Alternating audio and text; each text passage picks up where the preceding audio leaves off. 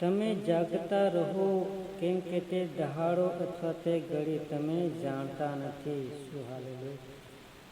वो घड़ी और वो दिन जो स्वर्ग के राज्य की कुर्सियों के बारे में है, जो स्वर्ग की कुर्सियों जो 2010 साल पहले मुझे मिली थी, वो आपको बता रहा हूँ।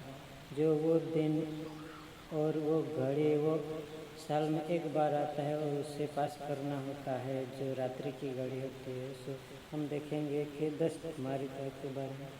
तो आकाशना राज्यने 10 कुमारिकाओनी ઉપમા અપાશે। તેઓ પોતપોતાની મસલો લઈને વરને મળવા સારું બહાર નીકળી, અને તેઓમાંની 5 મૂર્ખ હતી અને 5 બુદ્ધિમાન હતી, કેમ કે મૂર્ખીએ પોતાની મસલો લીધી ખરી, પણ તેઓએ સાથે તેલ લીધું નહીં। मतलब કે आत्मिक अभिषेक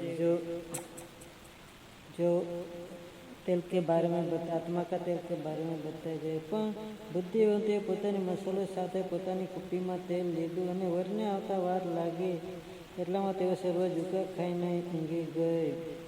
यहाँ वर के बारे में मतलब प्रभु के बारे में बताया है कि प्रभु कभी भी आ सकता है।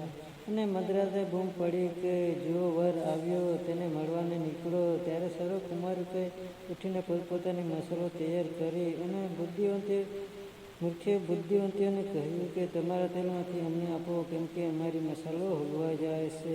અને બુદ્ધિવંતીએ ઉત્તર દીધો કે કદાચ અમને તથા તમને પૂરું નહીં પડે, માટે તમે વેચનારાઓના પાસે જઈને પોતપોતાના સારું વેચાતું લો।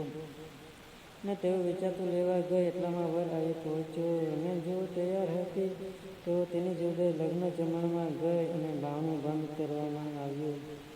सो यहाँ पर ये बताया गया है कि बाणु बंद करने का मतलब साल में एक दिन और एक रात्रि की घड़ी आती है, उसे पास करना होता है। सो ते बीजी कुमारिकाए आवीने कह्युं कि स्वामी स्वामी अमारे सारू उगाड़।